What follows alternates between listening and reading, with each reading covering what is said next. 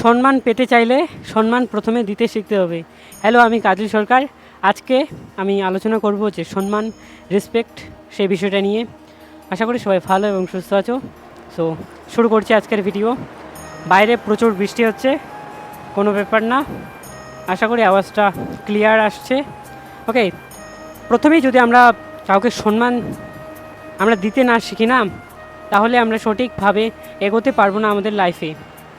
ওকে, আমরা যার কাছে শিখছি তাকেই আমাদের সম্মান দিতে হবে।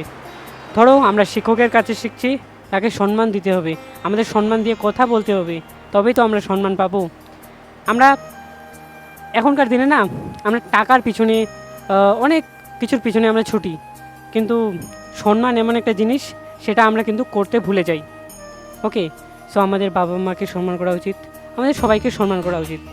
ওকে, এবং আমাদের একটা জিনিস জানা জরুরি, সেটা হচ্ছে আমাদের টাকা পয়সার মূল্য একদিন তো কমে যাবে, মানে ভ্যালু কম হয়ে যাবে আমাদের লাইফে একদিন, অবশ্যই কম হয়ে যাবে। আমাদের সৌন্দর্যটা তো একদিন হারিয়ে যাবে, ডেফিনেটলি হারিয়ে যাবে। তাহলে বেঁচে থাকবে কি না? সম্মান, আমাদের ব্যবহার, আমাদের আচরণ।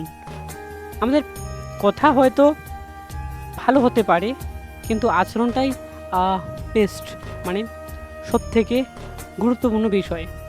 আমরা কিভাবে লোকের সঙ্গে কথা বলছি, আমরা কিভাবে সবাইকে দেখছি আমাদের নজরে, সম্মানের সহিত নাকি অপমানের সহিত আমরাকে সেটাকে সম্মান করতে হবে।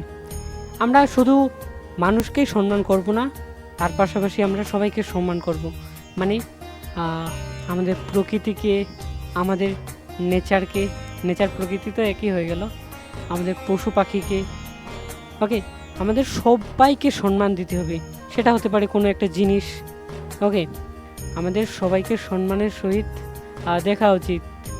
আমি বারবার বলবো যে টাকা পয়সা, হ্যাঁ, সৌন্দর্য, এগুলোর থেকেও সবথেকে মূল্যবান জিনিস হচ্ছে আমাদের সম্মান, আমাদের চরিত্র।